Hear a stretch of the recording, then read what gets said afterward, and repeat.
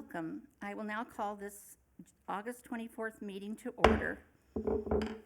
This meeting has been properly noticed and all 5 members are in attendance. Please stand for the Pledge of Allegiance.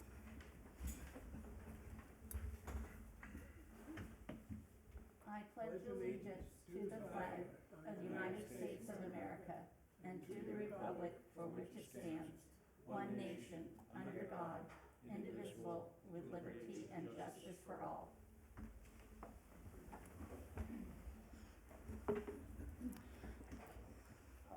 First item is the initial public comment period. Public comment during this portion of the agenda must be limited to matters on the agenda for action. Each person has up to 5 minutes to speak on a specific agenda item. The public may call in at 702-589-9629 to provide public comment. If someone is in the audience that would like to comment, please come to the podium and state your name for the record.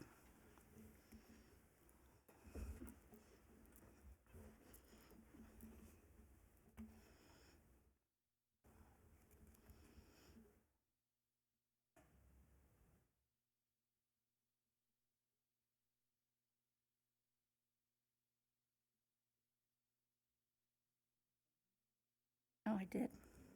Yeah. Yeah, she did the right phone number. Mm-hmm.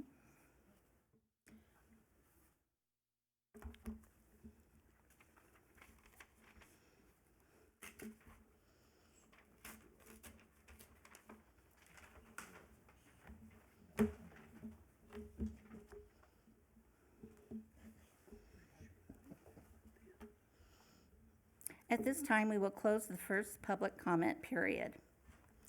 Agenda item 1. Okay. For possible action, approval of the minutes of the June 22nd, 2022 regular meeting.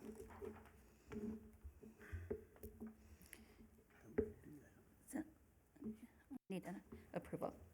I move that we approve the agenda from the June 22nd Boulder City Historic Preservation Committee meeting. I'll second that. Madam Chairwoman, just to clarify, not the agenda, but the minutes? I'm sorry. Approval of the minutes. Thank you very much. Oh. Okay. Okay, so all in favor, say aye. Aye. Motion carried. For possible action, a recommendation on expansion of bistro lighting in the historic district and proposed sidewalk around Wilbur Square.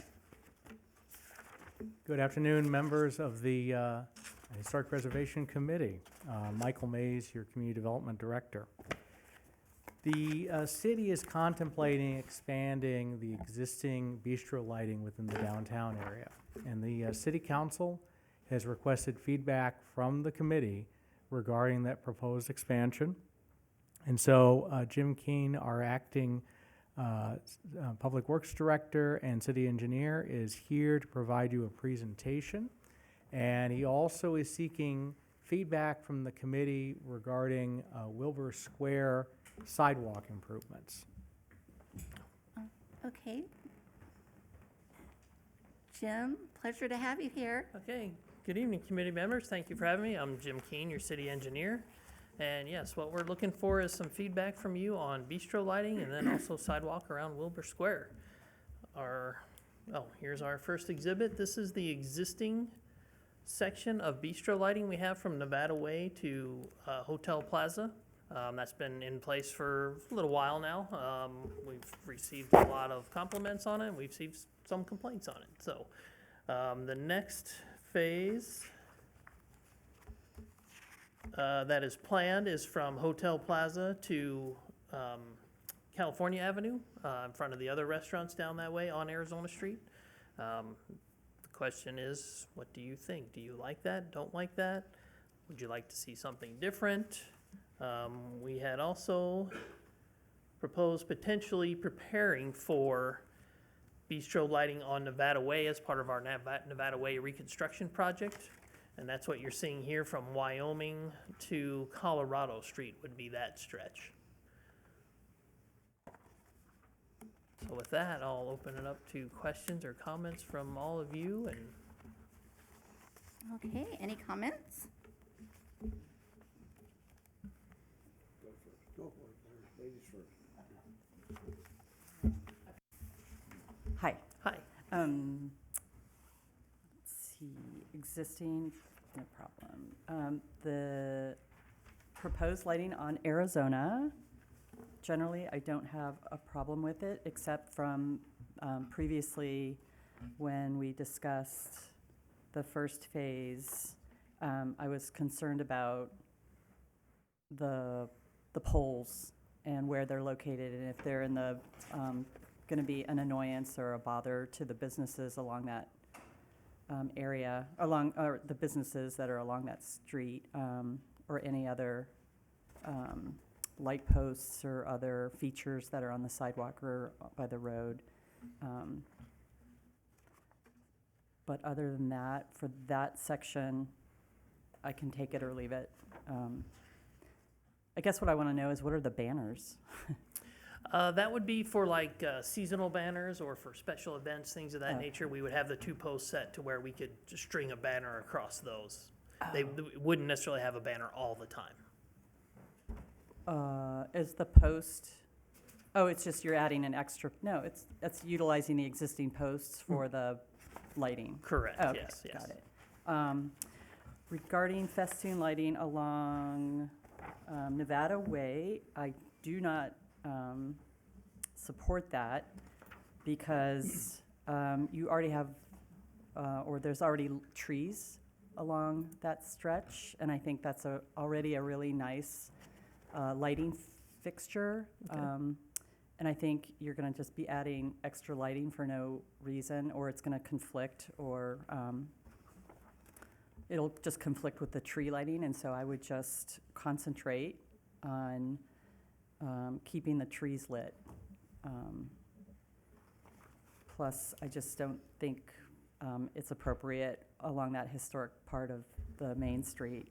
In addition, the poles are going to add clutter to the already a number of features that are still standing there, such as the trees, as I mentioned, light posts. The one benefit of the trees, or the biggest benefit for the lit trees, is that you can see the trees during the day, and they're a benefit for people to enjoy during the day and night when they're lit. But when you have the Festoon lighting along that section, you're just going to see these poles and lights during the day, and there's no visual benefit for that. So, and again, I would encourage with any of this lighting to use warm, not cool or blue lighting, both in the trees along that route, along Nevada Way. And I guess you're not yet you're just talking about lighting. You're not talking about all the other stuff that's planned for that section, right? For Nevada Way? Correct. No, we weren't. Yeah, we were just talking about lighting on this. Will you eventually talk about what's going on along, such as the EV plugins? The city council had asked for feedback specifically on the bistro lighting. Oh. So we can always, provide an update on how the Nevada Way project continues and put that in a future report. Got it. Well, I don't support the EV plugins along Nevada Way. I'll just state it for the record. And that's all I have for the lighting. No, I'll go ahead and comment. I could take the easy way and just for saying ditto to what Blair had to say. I don't have a problem with some more bistro light along Arizona. I think it's kind of fun there in front of the hotel and stuff, so extend it down a little bit farther. I don't have a problem with it, but I don't know if I'd like to see it along Nevada Way. I mean, Nevada Way is kind of, with the old light pole looks and when you light up the trees and, especially at Christmas time, it's pretty festive. I don't know if we need to have additional lighting there, and I'm just, but like I say, along Arizona, going down past, going towards the antique shop and past Dillinger's and stuff like that, I don't think that would be harmful, and that, might be a little beneficial to, with those businesses down there, but personally, I'd like to not see it on Nevada Way. I can get along with it along Arizona without any problem at all. That's just my 2 cents worth. Thank you. Okay, any other comments? Well, my turn. Mm-hmm. A couple of comments. First of all, I'm a little confused. This is a Historic Preservation Committee, and we're charged with evaluating properties and so on versus SOI standards and guidelines and so on. There are no SOI standards for bistro lighting. There are no city guidelines for bistro lighting. So for me to express an opinion, it's just an opinion. You can go walk down the street and get opinions from all the people you want to talk to, which is fine. So whatever I have to say is just a personal opinion. And my personal opinion is that we've got the bistro lighting on a portion of the street. I don't think we need any more. I don't have any objection to what's there, but I think money can be spent better elsewhere. But, like I said, that's my personal opinion. It doesn't bear any more weight than anybody else has. So, for what it's worth, that's my opinion. Thank you. And I would support extending the bistro lights on Arizona Street, but not on Nevada Way also. So that's my feeling on that. Thank you. Okay. I guess you've heard the comments, Mr. Keen. Okay. Yes. So we're good with that one, or any comments from you? I don't have a problem with it, Oh, but, okay. you know, like you said, we're all expressing our opinions, so. Sure. Okay. Okay, so then we'll move on to the sidewalk around Wilbur Square. Uh-huh. Okay. Do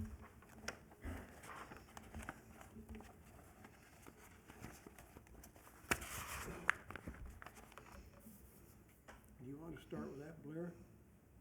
Sure. Go down the Yeah, line, yeah. yeah. Oops. No. No, it's the last slide from agenda item 2.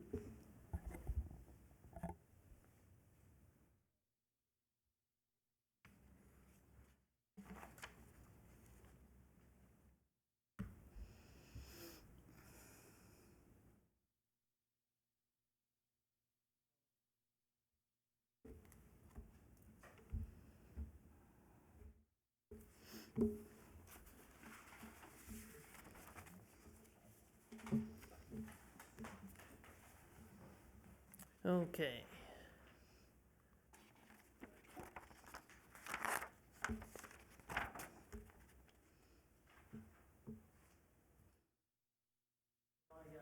Hmm.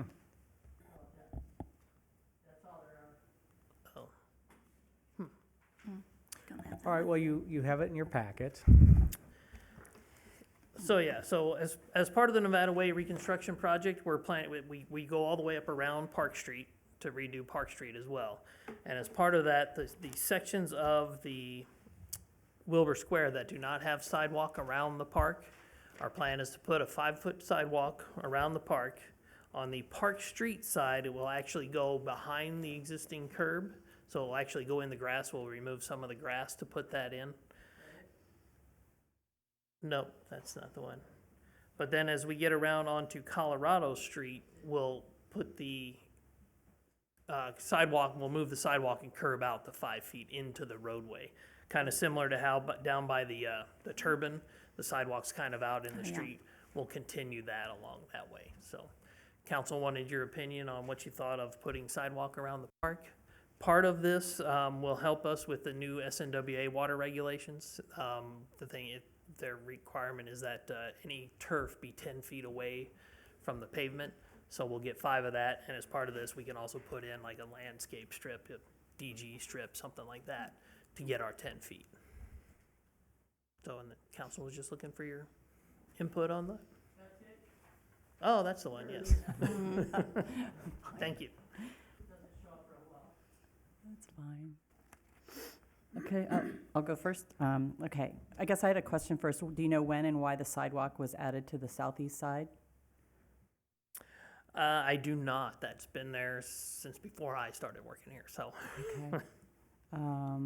What is the purpose of the sidewalk? It's just to provide better access around the park. Right now, anyone who goes to the park and wants to kind of make it around Park Street in California and Colorado Street have to be walking in the grass if they don't want to be out in the street. Or So- walking across the street? Right. Does it matter if there's duplicate sidewalks on both sides of a street? I guess, What do you mean duplicate? well, if you're gonna be there's a sidewalk across the street on Park Street. In Correct. front of, so, I guess it doesn't matter if you add a second sidewalk. No. Along that street? A lot of the streets in town have Okay. sidewalk on both sides. I guess I was looking for a rule or regulation or something like that because of, The rule is at least one side, oh, okay. yes. Mhm.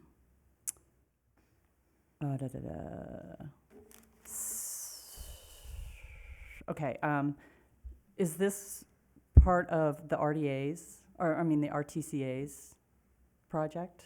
The RTC project? Mm-hmm. Yes, it is. And RTC will pay for that sidewalk. Regional transportation? Yes. So, my understanding is that the RTC receives federal funding. And because of that, then they are required to conduct Section 106 of the National Historic Preservation Act, because this is with the work that's being planned is within a historic district. And so that's a question for RTC. If they're using federal funds for this project, are they going to conduct Section 106? They're not federal funds, they're gas tax funds is what we'll be using. Do the gas tax funds go through the Department of Transportation at all? No. Okay, got it. So, then never mind that. Then, one thing that came before the Historic Preservation Committee in February, it was February 24th, 2021, was the Bureau of Reclamation had a proposal to improve their turf and irrigation on their property across on Park Street. That included putting in a sidewalk that would continue down Park Street and then up Nevada Way and behind or up to another area for handicap accessibility. Up by Denver Street, up that way? Yes. Yes. Mhm. Would you consider talking with them, unless you've already talked to them, to see if this work complies with their plans? We will, definitely. Yeah, we don't want them coming in and cutting the street after we're done. Well, it's not just that, but I'm thinking of a holistic approach to providing, I'm assuming the sidewalk is also to provide accessibility. Correct. And so accessibility includes crosswalks, pitch and all of that. Right. So is RTC, so if you're gonna put in a sidewalk over here on Park Street, then are they gonna deal with the crosswalk that's there? I can't say, like, right there. Northeast, or Right. sorry, northwest. Mm-hmm. So will that be improved, and will that go to connect to the existing park or sidewalk, or the Yes. new sidewalk? Yes, it will. Okay. Yes. And then are you going to improve the crosswalks? So there's the horseshoe, the two prongs on Colorado Street. Will there be some improvement of the crosswalk from those two ends of the horseshoe of the park that cross that sidewalk and then go across the street? And then there's like the accessibility to that crosswalk to get to the park, I think is not accurate, or it's not complete. Yes, we'll look at all that as part of it. And also where the two horseshoes, like you were saying, those are also kind of the access for like the car shows and stuff to get to the park. We'll make sure those are wide enough for the cars to be able to use those as well. Okay.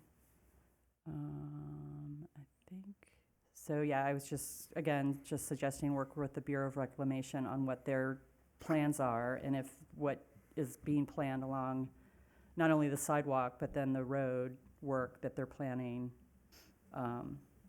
to that point, that junction is also taken care of. Okay. So, and then my final question is, do you need the Parks and Recs Commission to have a look at this proposal as well? I don't recall the council asking for direction on No, that. neither do I. They just asked for your input on it.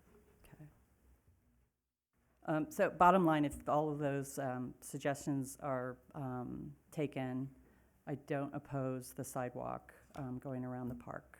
It's 5 feet, that's it, right? That's what we're planning, yes, right now, so. But then we could also expand that with like a landscape strip or a DG strip to meet our 10-foot for the new water loss. Where would that strip go? It would go into the grass, adjacent to the sidewalk. So then you would have the sidewalk and then 5 feet of DG or a landscape buffer. Oh, it wouldn't That wouldn't be turf, Oh, so, yeah. oh, in so it order- would be some like a xeriscape? Right, correct, yes, Oh, yeah. I don't agree with that at all, in that this was originally a green space. And to me, adding a sidewalk is enough of an impact, but to add a sidewalk plus xeriscape seems, you're changing the whole, I guess, historic design of what this park, how it was Okay. built and is enjoyed. Gotcha, okay. And I think people really enjoy that green space, and so if you're gonna just chunk out that green space to make a sidewalk as well as, nobody's gonna enjoy that xeriscape strip. I don't understand what that's for.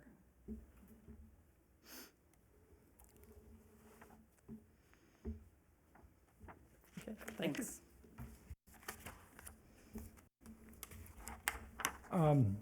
I like the idea of a sidewalk. Sidewalks are good for people to walk on, and especially going around the park, you know, to go around it. I kind of share some of the things that Blair is saying here, but, you know, if the sidewalk's 5 feet and you talk about a 5-foot xeriscape for a total of 10 feet, you know, I don't know how strict the rules you have to follow on that, but maybe instead of a 5-foot sidewalk, maybe a compromise, maybe like an 8-foot sidewalk. Especially, you know, when you have the different events in town, and a lot of people walking around there, a little wider sidewalk might be nice, because, you know, people they're walking their kids with the strollers. There's always people with their dogs on leashes and such. So I think a wider sidewalk, I mean, instead of the xeriscape, you know, maybe it's not concrete is concrete, it's not as pretty as, you know, landscaping. But at the same time, if you're looking at for practicality, usability for people, a little wider sidewalk might be more appropriate. It's because it can be used by the people that just want to walk around the park. They might not want to walk in the grass, but they want to just go for an evening walk and just enjoy the park from the edge of it. So, you know, just a couple of thoughts. Okay, thank you. I'm a little, well, I have a question. This 10-foot setback that you talk about, is that law now? A 10-foot setback from turf to street, is that a new law? Is that a state law or water? What is that? That's from the SNWA guidelines and water conservation efforts throughout the county. So, but are we obligated then to do that? I mean, if you don't put a sidewalk, are you still obligated to provide that 10-foot buffer between turf and street? I think eventually we will be, yes. And the Yeah. purpose behind that buffer is so that when you see us watering and the water's flowing Right, over the curb right, out into exactly, the yeah. street. So we have does, that buffer to does that prevent apply then to all the parks in town or all of the green space in town? I think it will eventually, yes. Okay, okay.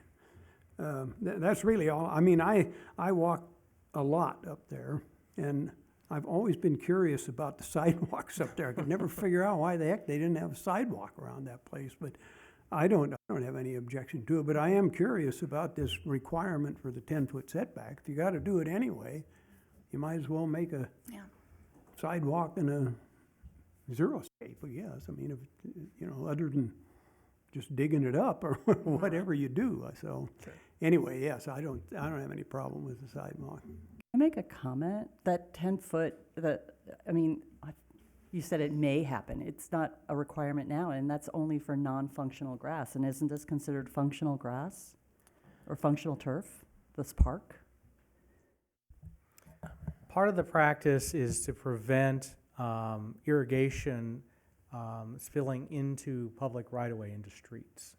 And so one of the things that all the jurisdictions are implementing is updated codes that will prohibit that. And in fact, the City Council just adopted that last night. So I think to help clarify some of the questions committee members are having, since it's not, direct to the request here, is we'll provide you that information. So you have that regarding the most recent ordinance adoption, as well as SNWA's guidelines. Can I just ask a question? Can't you just move the irrigation or maintain your irrigation system so it doesn't run into the street? Actually, we have funding this year that our landscape division is going to redo the whole irrigation system in that park.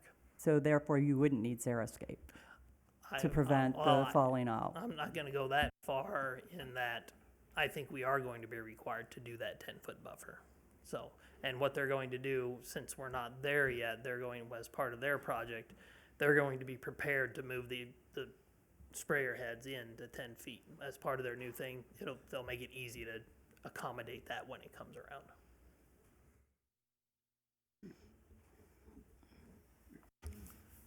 Okay. Yeah, I agree about the sidewalk. What Glenn said about making the sidewalk wider rather than having the xeriscape, and I think it'll serve the city well, having that wide sidewalk around the park up there for events and just people's enjoyment and people in scooters and whatnot and getting around or even on their bicycles or whatever, It'd be great to have that extra space. But I'm concerned about the trees, what that's gonna do, how much, if any of the trees are gonna be removed. Those mature trees. I have Joe Yatson with GCW. He's actually doing the design. He may be able to tell you. Hi, Joe Yatson with GCW. There are a couple trees, there are a couple large ones, that are within that 5-foot area. So one of the potential options is to take the sidewalk and go around those trees instead of having to remove them. That's good. Good, because the trees are very important to a lot of people, including myself, and they provide a tremendous amount of shade there and enjoyment. So, it's really nice to sit on, and also the benches. Are you planning to add in more benches up there, Not as part of this project. or take away benches that are there already? Yeah, because there are benches up there that are right up against the curb essentially, so they're gonna have to be moved. Correct. Yeah, Yep. okay. Yeah, but we won't take those away. Any existing we won't take away. And then all the Understood. lighting's gonna have to be pulled back behind the sidewalk too. Save the trees. Save the trees, please. Yeah. And, because there will be a lot of people up in arms if anything happens to the trees. Yeah, and And one the thing we can do, benches. if there does happen to be a tree that does have to go, we can make sure that we plant another, a replacement. I know they're smaller and younger, but they'll eventually come back for us. And we can get the bigger box trees to do that, so. Well, it sounds like you're right on top of it. Okay. Good job. Michael, you think we got everything we need? Okay. Thank Well, you. Committee, thank you very much. Appreciate it. Thank you guys. Okay, all right. Then we're moving on for possible action. Number 3, review and recommendation on proposed changes at 539 Birch Street relative to the adopted exterior design guidelines for that area. So the owners of 539 Birch Street have recently installed retaining walls in the front yard and planter boxes. The adopted guidelines for this neighborhood, and you can see on the screen, the yellow representing the retaining wall and the blue representing the planter boxes. The design guidelines for this neighborhood don't specify or mention fences or yard walls. However, the guidelines for this and other areas do reference front yards having continuous lawn with walkways to the front doors, continuous lawn with occasional walkways to the front doors. In our building code, the retaining walls require a permit, but because the courtyard walls are 40 inches high, they don't. And so I wanted to just highlight for the audience and the public the improvements that have been made. And we're looking for guidance from the committee this evening, and Mr. Jennings, the property owner, is here to answer any questions.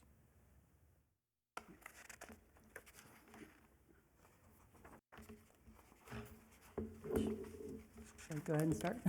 Go ahead. All right, thanks. I would argue that the guidelines, there are guidelines that state, as you mentioned, that there will be continuous lawn with walkways to front doors and continuous lawn with occasional walkways to front doors. Continuation or continuous means there are no obstructions. The walls are an obstruction, so I don't think the retaining walls should be added because it is against the guidelines. If they were planters or if they were more,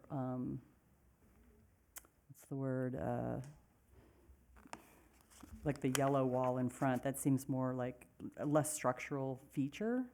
These seem very structural and wall-like, so I don't know. I just don't think they should be put there. Or I just don't understand why they're needed, but that's just my opinion. Thank you. My thoughts on that, I agree with Blair to a certain extent about the continuous yards, but as you're looking at, as you're facing the home on the right-hand side is the park. And I can see as a homeowner, having a little barrier between the front yard and the park for just, foot traffic and people doing whatever. So I could go along with some type of a wall on that right side, because it's the park. It's not the residential part, but the planter box on the left side, I kind of have to go along with what Blair's thoughts are on the continuous walk, continuous yards. But, and as for the front retaining wall going across the front, the house is already in non-compliance, for contributing to the historic district, so that's kind of neither here nor there. Wait a minute, Glenn, this house was recommended as eligible for individual listing. It's not. Maybe I'm thinking of the other, maybe I'm confusing it with the other house. I'm sorry. 539. Yes, this house is contributing to the historic district. Okay, I'm sorry. It's not only contributing, Brain is thinking of it's the other. eligible for individual listing, which is a step above contributing. No, my brain was thinking of the other one we're talking about tonight. I'm jumbling them up to two, so. But it was, definitely if it's contributing and stuff like that, well then, will this, maybe you guys can answer me this question, but will those additions take it out of not contributing? Would it knock it out? Is it enough of a change that it would no longer be a contributing or be eligible for the?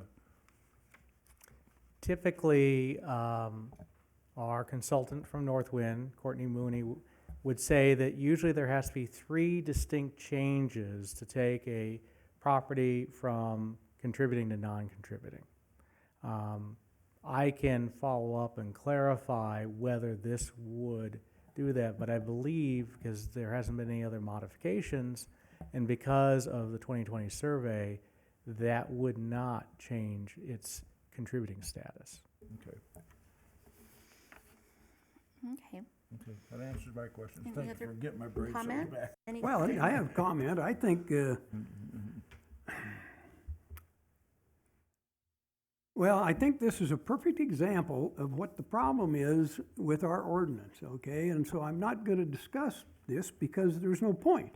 Because first of all, our ordinance says that the owner can do whatever they want to do. They don't have to apply to, comply with guidelines, so they don't. Beyond that, we don't have any guidelines, so there's nothing they comply with. So I don't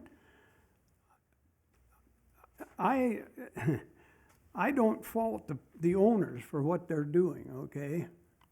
I think it's a shame that we don't have an ordinance that would prevent that from happening, okay? I mean, it is what it is.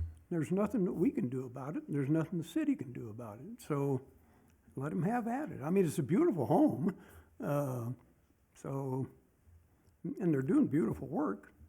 So it's gonna be a nice-looking property. I think it seriously impacts the character of that entire street. But then we've seen that happen over and over again the last few months. We got people building two-story houses. We got people putting fences around their houses. We got people putting knockouts on their houses on those iconic streets. So I don't fault these homeowners for what they're doing. But I think it's a shame that it's done. And hopefully we get an ordinance that will prevent this kind of stuff in the future. So that's my opinion, and I think they've got a beautiful home, so. I agree with Charlie. It's unfortunate, and it's just another example of why we need to have an enforceable ordinance, because if we did have solid regulations, then these things wouldn't be happening, but they continue to happen over and over, which only contributes more and more to the deterioration of the community. So, yeah, I would just say to anyone watching, this is a perfect example of why we need to have an enforceable historic preservation ordinance. Just like our other building codes in town, we have rules and regulations, and certain things won't happen if they're not allowed. But they are, unfortunately, they're allowed, and it's not the fault of the homeowners, of course. And it is a lovely house. And I agree with Glenn about the separation between the park. I mean, in that situation, I could probably agree with that too, to having it on the end, you know? So, Well, it's my okay, opinion. Mr. Jennings, you've only lived there a year. So you've heard our discussion about the upcoming changes and so forth to the code. We don't know how strict that's going to be. But according to our person now that's working on these architectural things so that we don't get away from history, there's 3 distinct changes that are taken out. And Mr. Mays says there's only one. This would only be one. So in the future, when you're thinking about making changes, keep that in mind, because once it goes to 3, your property's not gonna be historical anymore, according to our survey. So, you know, keep that in mind. You're gonna be there for a while. You know, this is a long-term, you know, home for you and your wife and your family. So, congratulations about what you're doing to upgrade your property, and just keep in mind, you know, 3 changes. So you might want to check with the Community Development Department before you make more changes to make sure that, you know, you're keeping it historical. So, good luck. You're welcome. Okay. All right, we're going to move on to possible action number 4. Courtesy review and recommendation on proposed changes at 428 Avenue B relative to the adopted exterior design guidelines for that area. Okay, do we have someone representing 428? We do. Let me just Okay. provide a brief overview, and I do have some slides. Okay. So in your packet is contained the proposed changes to 428 Avenue B. It includes the removal of a non-historic front porch, rear patio covers, and building an addition in the rear. For this project, the proposed remodel work complies with the adopted exterior design guidelines for the area. Because of the demo components, we wanted to make sure that Northwind reviewed it. And so you can see in your staff report the comments from Courtney Mooney. And included in those comments was the statement that the replacement of the non-historic windows with compatible windows alone would not render 428 Avenue be a contributing resource, because this one currently is non-contributing. However, the property could be considered contributing if the aluminum patio cover and the 3 types of siding were removed in their entirety, in addition to the window replacement. And the homeowner is committed to trying to remodel it to bring it back to a contributing status. And Mr. Parks is here representing the homeowner and can answer any questions about the remodel project. Okay, Mr. Parks, would you like to come to the podium? I'm Neil Parks, general contractor. Been around Boulder City probably about 25 years. 95% of my contracting is done in Boulder City. I live here, and if Boulder City wasn't here, I wouldn't live in Nevada. But anyway, I'm here to answer some questions. I'm very partial to keeping things historic. The best, of course, the owners pay me to do what they want to do. So anyway, it's a pleasure to be here. Thank you. Any questions for Mr. Parks?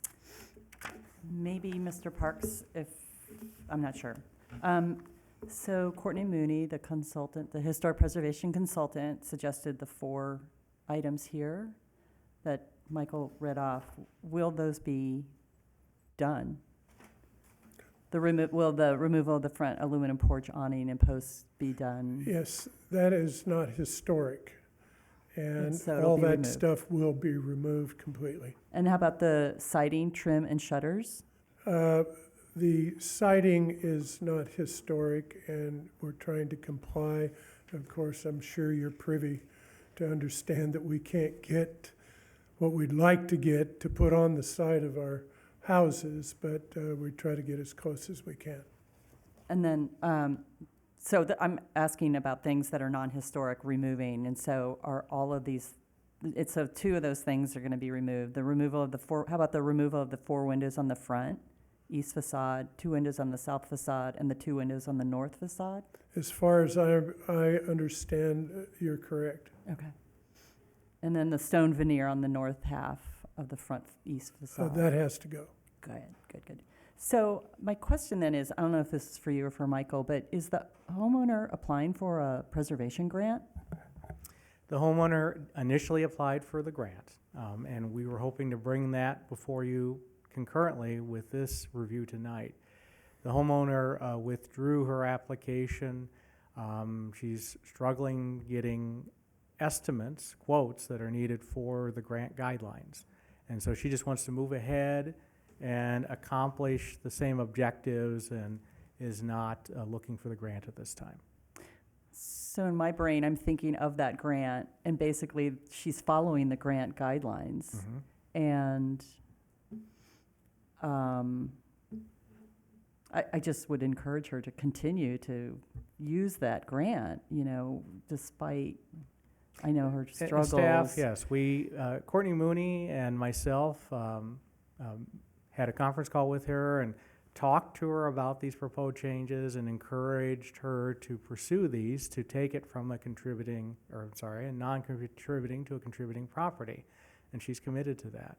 I think that some of the requirements, including getting at least 2 bid estimates on all the proposed eligible improvements, that's the reason why she withdrew, but she's still committed to moving forward with those improvements. Oh, that's a shame. So that's why she had to withdraw, because she only had 1. Oh, interesting. Yeah.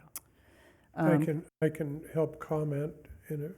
Thank you. Due to what we've been going through as a country and city and everything that the last 2 years has put into motion, believe me, I don't understand why there's shortages. I've got my own axe to grind with that part of it, but it does really create problems for all my owners. When they want to go and order windows, they're told, well, you know, this could take 4 or 5 months. And we know there, you know, I just don't believe that. And it's discouraging to the homeowners.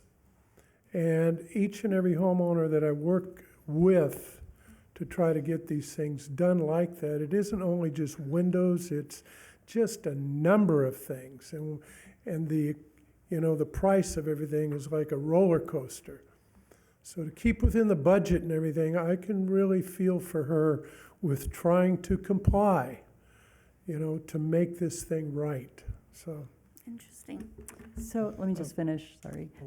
So as long as as long as they're following Courtney's suggestions, then I have no problem with this project. Thank you. I was just gonna, you know, it sounds like the biggest problem is the windows. I've just got a quick question for Michael. I mean, if they go through with it as planned, as they're doing, you know, with the windows that are available, shall we say, this homeowner would still be eligible to apply for another RDA grant down the road a little ways to, if they want to change out the windows to a more period, correct? She'd still be able to do that at a later date. Well, to clarify, it's not the RDA grant, it's the Historic Preservation Residential Grant. Well, yeah. Unfortunately, we get so many grants that, Yeah, the historic preservation grant. Yes. She'd be able to, at a later date, she'd come back, well, okay, hey, I've got a little extra money now, and windows are available, I can apply for the RDA, historic preservation grant money to go ahead and then finish up the project. You know, so it sounds like this is a big step in the right direction to bring it back into compliance. Right. So the windows would be the last thing that it would have to be done. It'd be on the, but. Kind of. Yeah, we kind of gotta, you know, when we start removing siding and windows, we need to kind of keep that flow of action going. And my heart is to, when you remove something outside, get it put back right away because No, of the unsightliness. No, Right. I get you now. I mean, Yeah. to complete this project with the windows that are available, and then a year from now, then come back and get, you know, Historic Preservation Committee money, to then do the windows, to bring the house back into compliance. Yeah, all things are possible, yeah.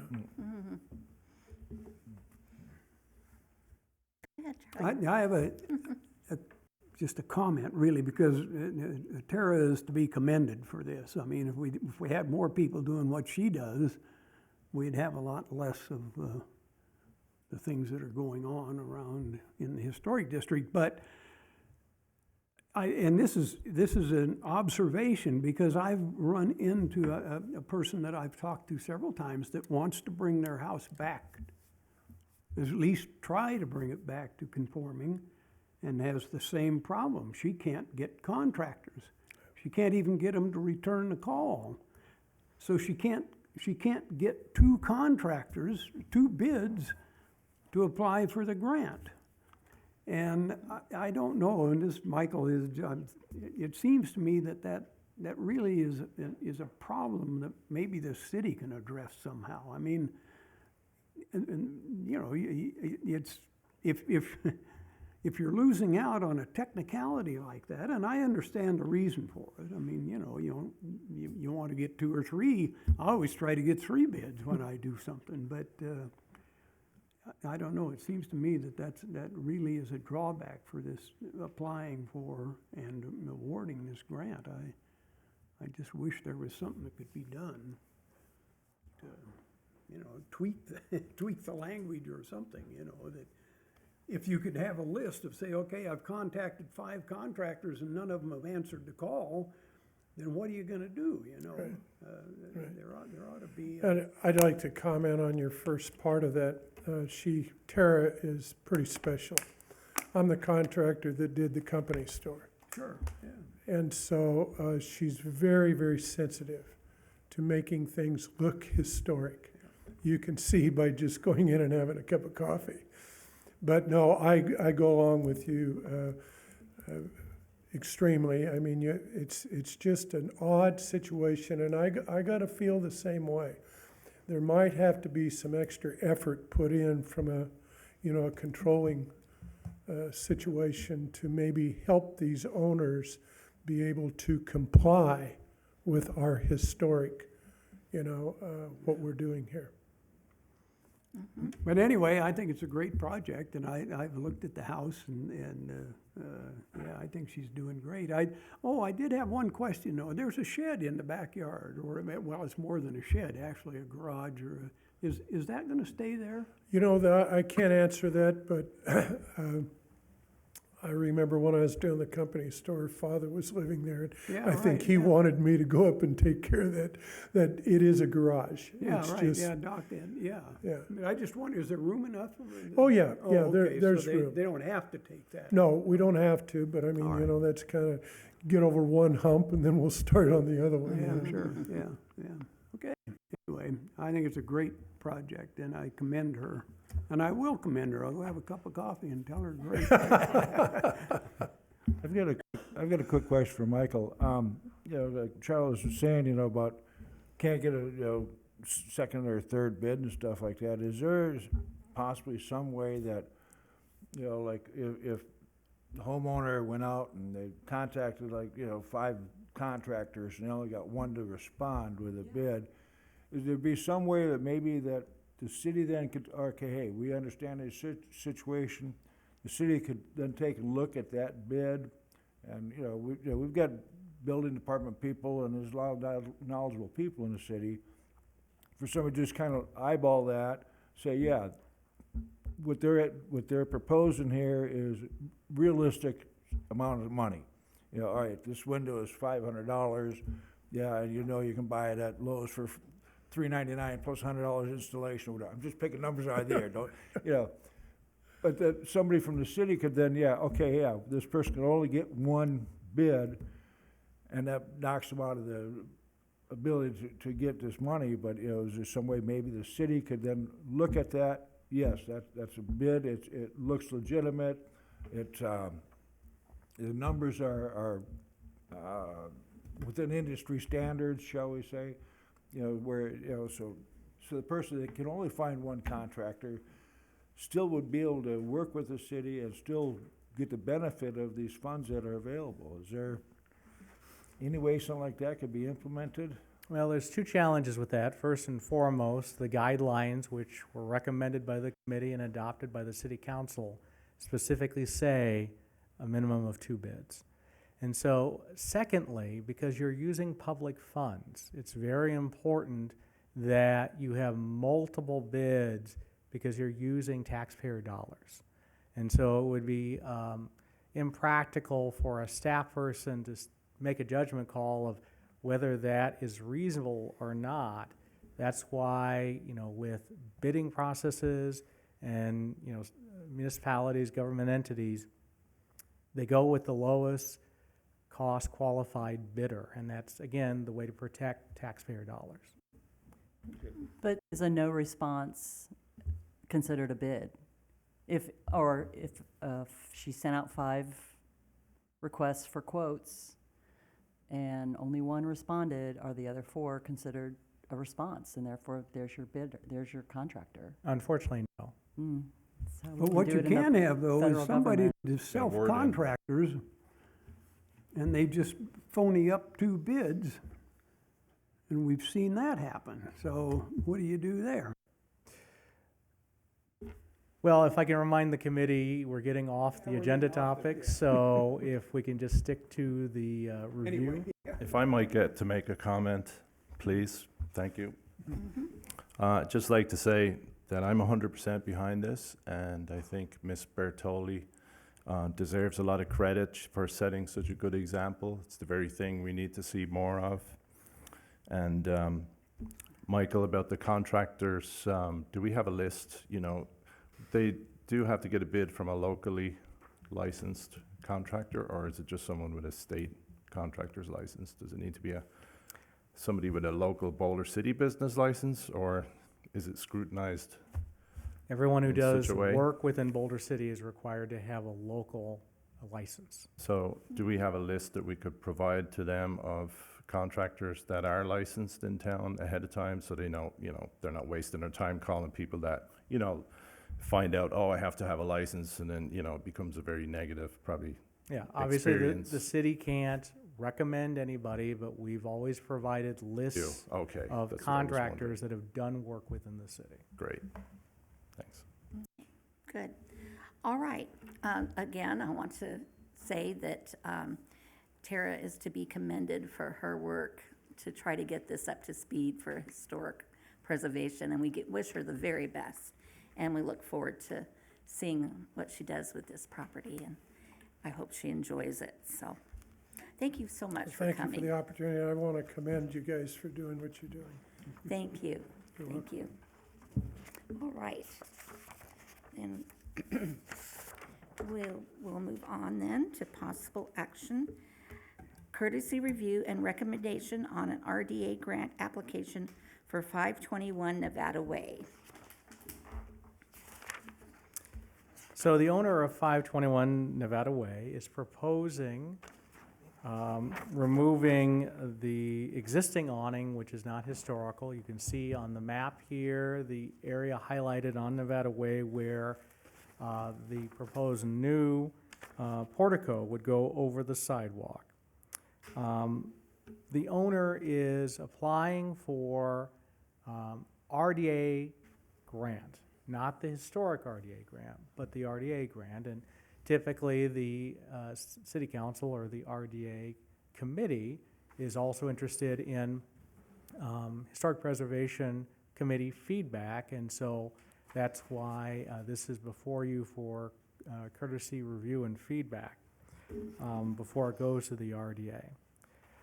We also have provided within your staff report the feedback from Courtney Mooney as she reviewed the proposed portico.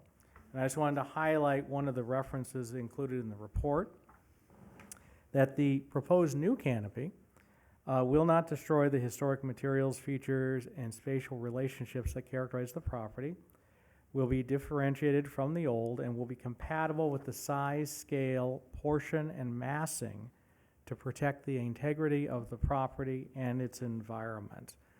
And I'll just kind of quickly go through showing you the proposed new portico.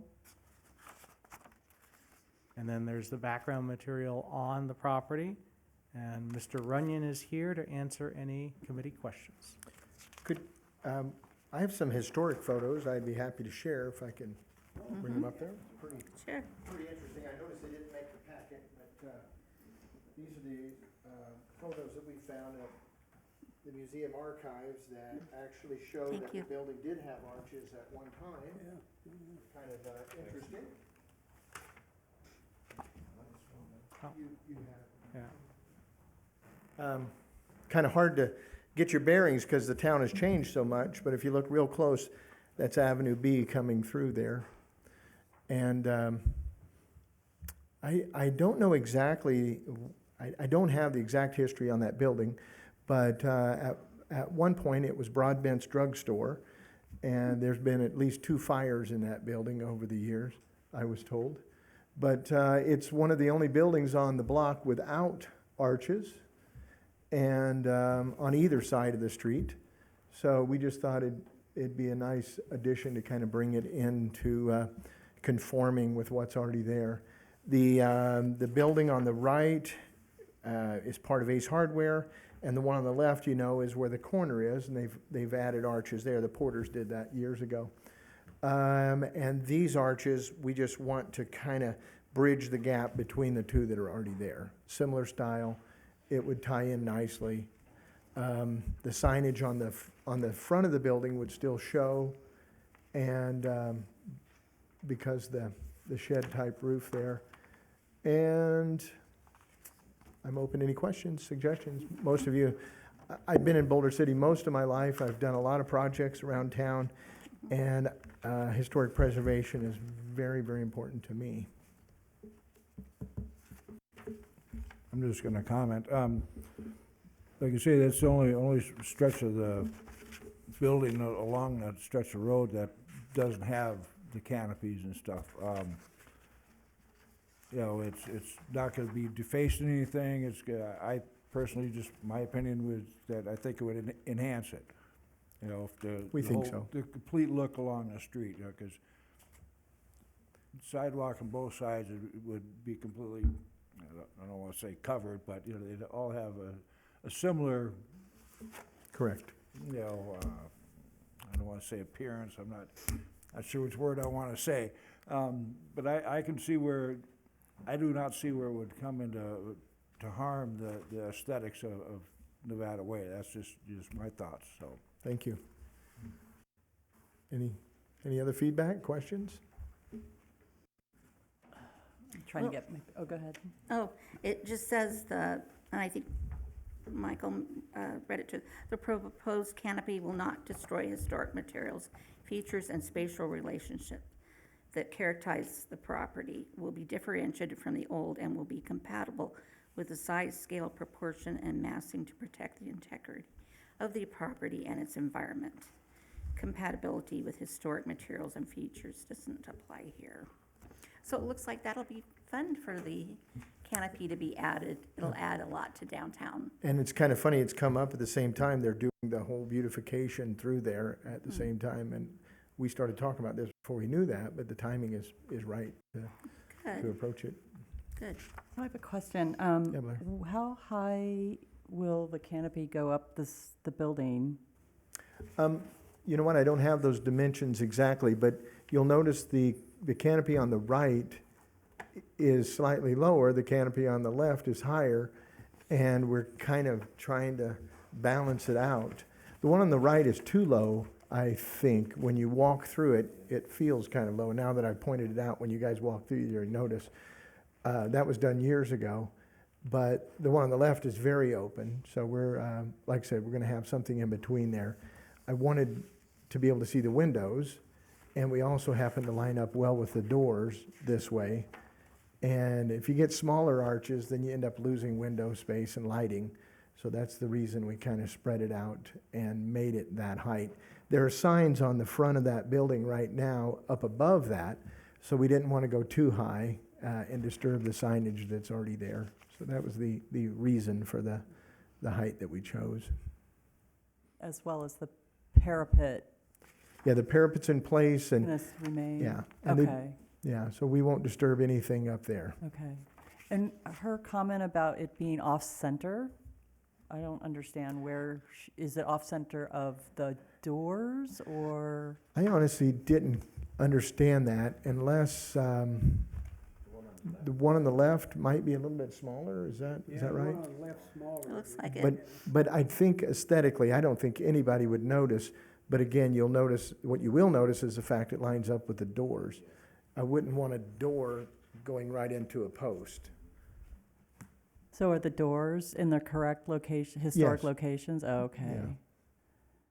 So you're trying to fit a square into a circle situation, because it is out of proportion now that I see it. Okay. But it is a matter of inches, it's not feet, Okay, all right. maybe 1 foot at most, but. And maybe I missed it, but the roofing material is tile? That's Or- the proposal right now. There's all types. When you walk through that block, you'll see every variation. It's comp shingle, tile. There's some, like Tara over at the Boulder Company store, she did hers kind of more of a rustic look. The thing they have in common is the canopy arcade, I think they called it in there, but every one of them's a little bit different. But that block, when you look at the historic photo that you provided, Mm-hmm. which is you're sort of trying to replicate, but can't really do that at No, this time. It's not practical. Right. I It would wondered look if that weird was if you a- did exactly that, because now we have arches on the right and left, and you couldn't do exactly what they had and make it match. Plus they had a wall there. I know, huh? It looks That's like maybe weird. some outdoor seating or something. Oh, yeah, interesting. I don't know exactly what was there at that time. When Anything I was a kid, that was an arcade, a family arcade in there. And John Porter had his office in there for a while, and Porter Electric. There's been a lot of different uses in recent times. So the canopy roofing material on that side of the street, is that different on Ace Hardware as well as on, You know what, you don't see, I don't believe the roofing material on Ace Hardware shows. oh, because it's flat? Mhm. Okay, and so you're not going to do a flat, you're doing a, No, oh, I see. And again, I think that roof is too low on the right. The picture that's there is, it's different now. It's not that. Mhm.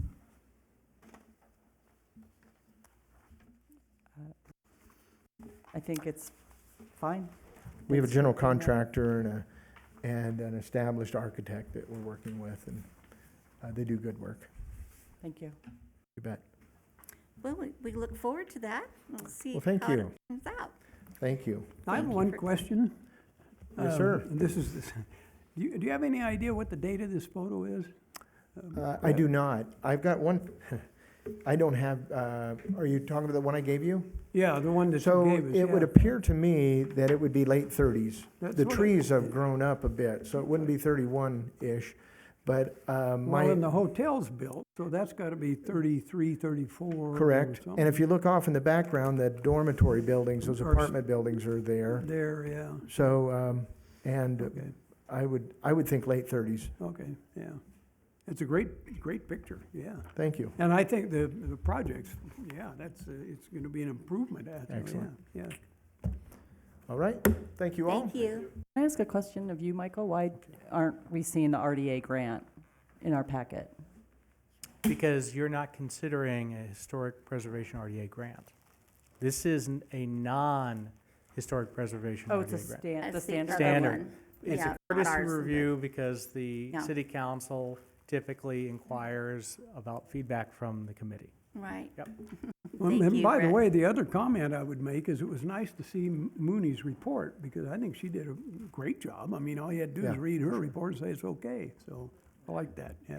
And she had one comment in there that caught my eye, and that was the idea about using brick. Yeah, That doesn't really make sense, Didn't- but I would tell you that part of our project, ultimately, we will stucco the brick building. So right now, it's like a cinder block painted back there, so that side will be stuccoed to match the arches. I didn't understand that. So it'll tie it together, and she didn't want to, I guess, she didn't want to see the two different types of material, but by doing the other, we will take care of that too. All right, no. Thank you all for your service. Thank Appreciate you. it. Okay. Okay, we're moving on to number 6 for possible action. Update on implementation of the committee's goals and priorities. So this is our monthly conversation about how the city is accomplishing the goals that were developed in the Boulder City Historic Preservation Plan that was reviewed by this committee and adopted by the city council. And as we have each month, we have it color coordinated to show the priorities. So everything in yellow, as determined through the Historic Preservation Plan and reinforced by the committee, is the highest priority. The items in the green are medium priority, and the items in blue are the lowest priority. And as usual, I have put in bold updates regarding the Historic Preservation Plan goals. And you'll see that several of them are referring to the proposed Historic Preservation Ordinance. And so that is going before the Planning Commission next Wednesday at 5 p.m. for their review and consideration and their recommendation to the City Council. Once we get that packet put together, I will provide a link to the committee so you can review that. And the one thing I wanted to note that is going to be included in this is going to be the decision matrix. Staff has prepared a draft decision matrix. It would be adopted separately by the City Council. It's not codified in the code. And so that will be part of the discussion to help the community understand how decisions would be made with the new proposed ordinance with respect to contributing and non-contributing properties. I also wanted to highlight in here that under Goal 4.1, developing the grant program, even since I've updated this, the number has increased. So in July, we sent to every property owner within the Historic Preservation District the flyer providing information regarding the residential grant. And that went out to over 500 properties. Since then, Courtney and myself have spoken to approximately 30 property owners within the historic district. And I think this is important because, as this committee has discussed before, part of accomplishing the goals of the Historic Preservation Plan and the committee's goals is having those conversations with property owners very early on in the process so that we can provide guidance to them on how to keep their properties, contributing properties to the district before they plan any changes, or in certain circumstances, how they can take a non-contributing to a contributing property based on modifications. And so that grant has been an incentive. People have responded and are interested in the grant, and then also interested in hearing from Courtney on guidance on how to preserve those properties. I know that there's been discussion and asked by committee member Blair for us to focus on the citywide reconnaissance level surveys for community resources. The one thing I wanted to point out about that and kind of tying back to these goals is right now between staff and Northwind, our focus is the ordinance and the design guidelines that have been discussed with the committee. And Northwind is continuing to work on those, and when we're ready, we're going to come back to the committee to get additional feedback.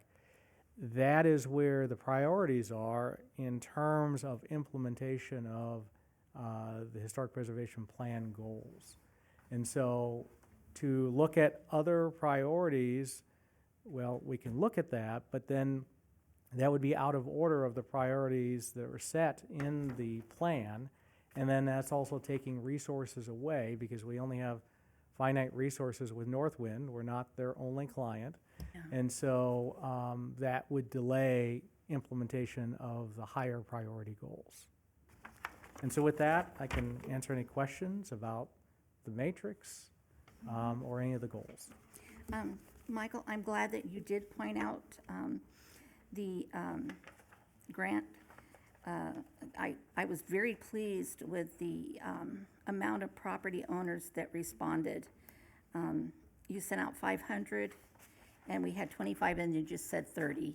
So I was just delighted. I think that's a very good percentage of interest in the grant, and so I hope this is helpful to them.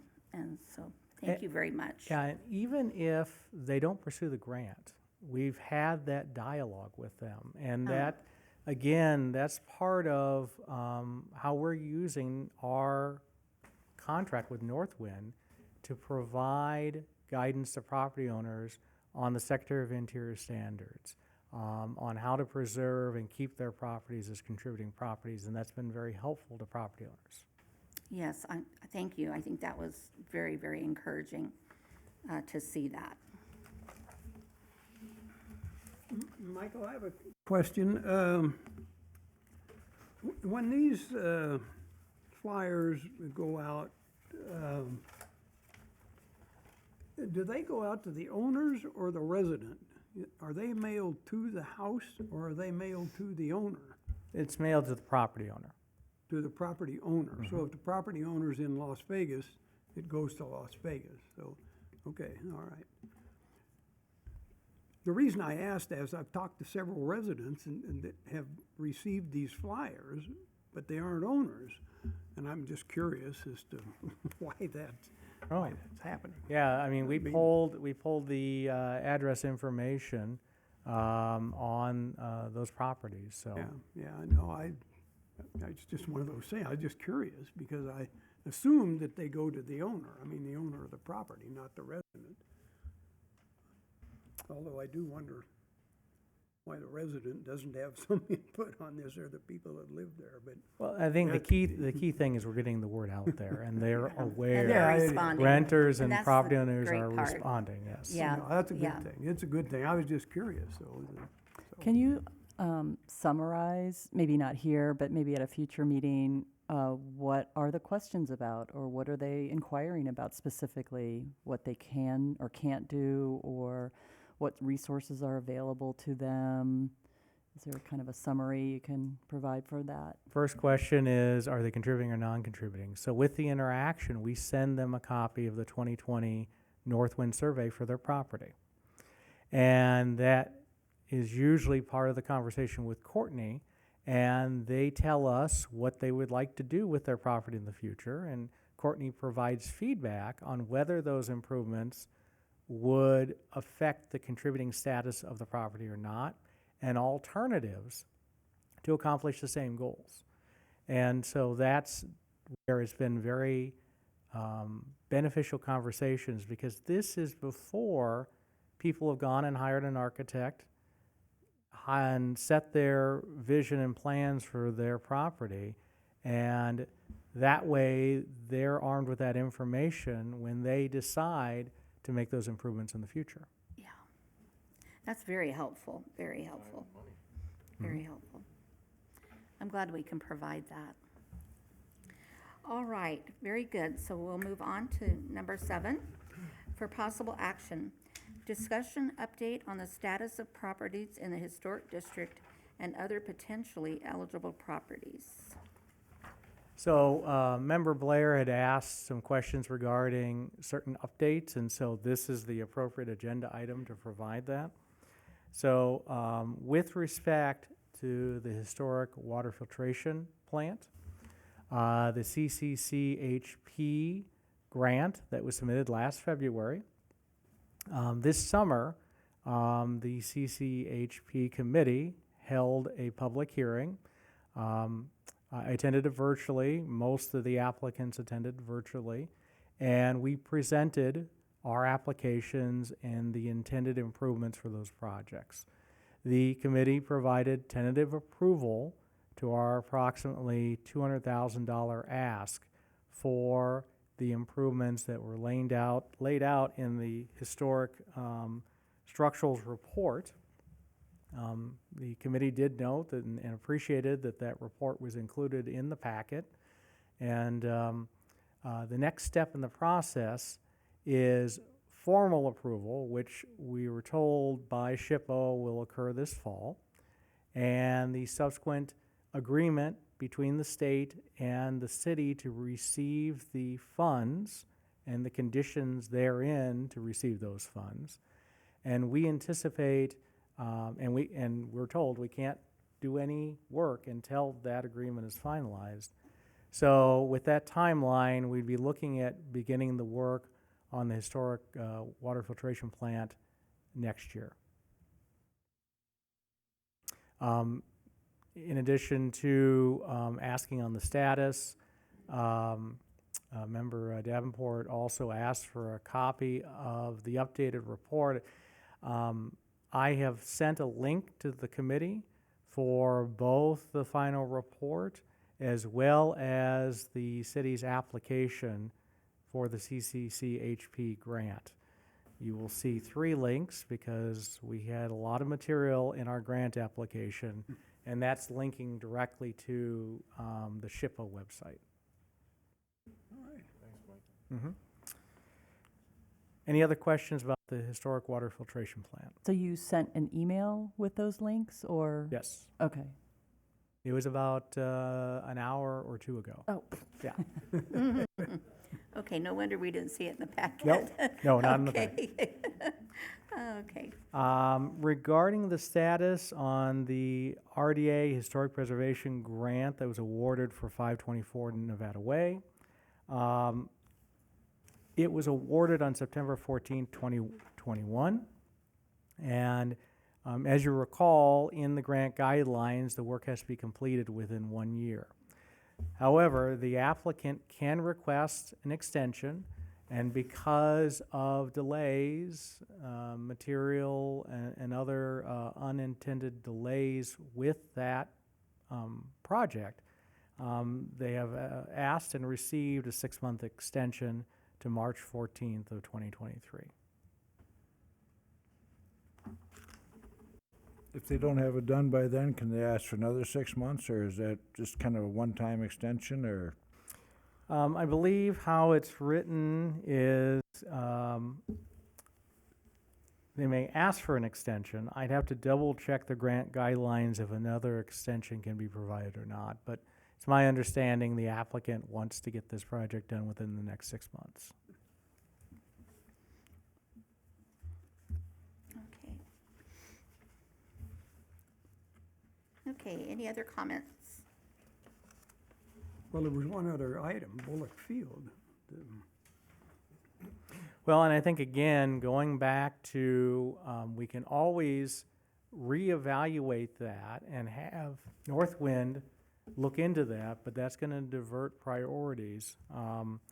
And I also think it's important that with respect to that project, we need to see through the historic preservation ordinance changes because it has provisions in there that talk about the designation of new districts. I agree. That's on the back burner.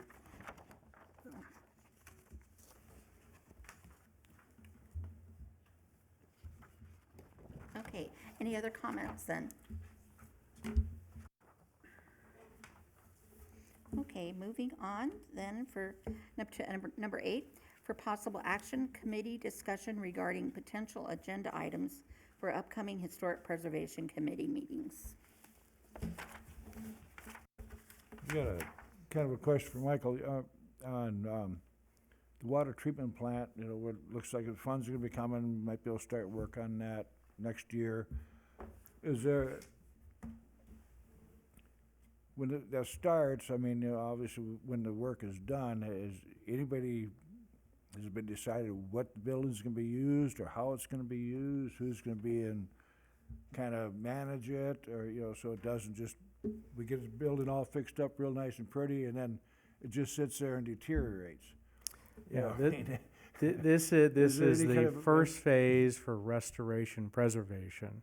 That would be a second phase, community engagement, and an opportunity to apply for a subsequent CCC HP grant. I mean, I'm talking about, you know, when, if and when the thing is restored, you know, all done, however long it takes. I mean, is there any kind of plan of how the building's gonna be used? I mean, you know, and who's gonna be in charge of it, you know, in that new use? I mean, instead of, like I say, just, we get the building all finished up in 2 or 3 years, with all this grant money, and then it just sits there. You know, Yeah. Well, that's And a again, long- that would be part of the Yeah. community conversation for the second Yeah. phase.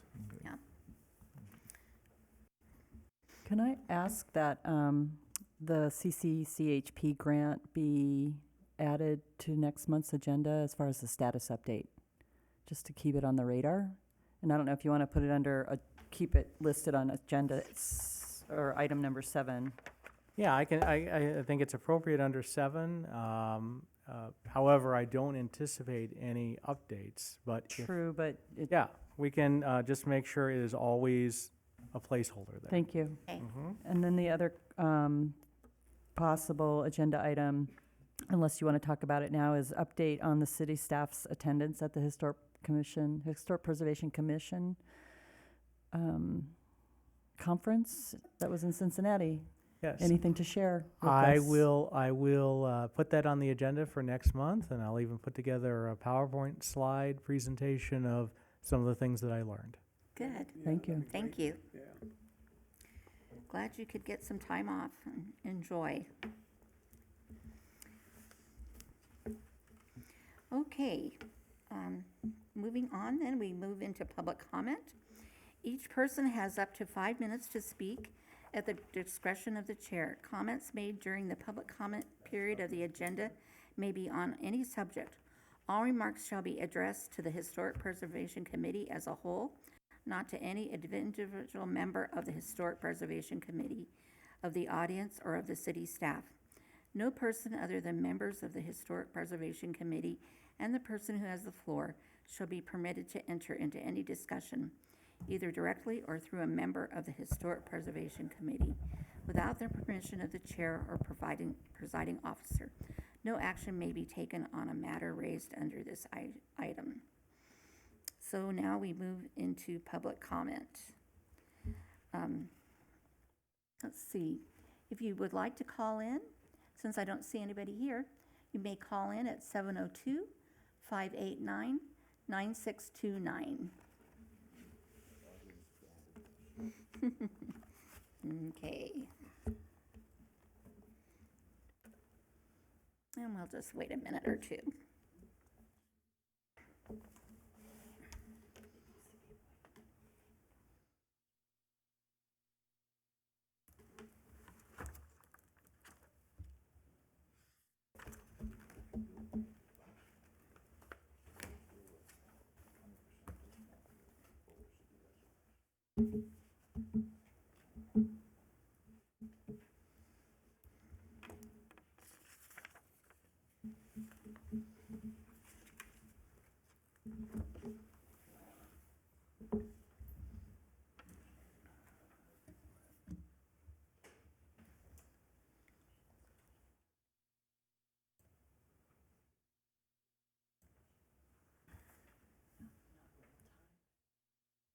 Okay, hearing no public comment, then for all practical purposes, this meeting is adjourned.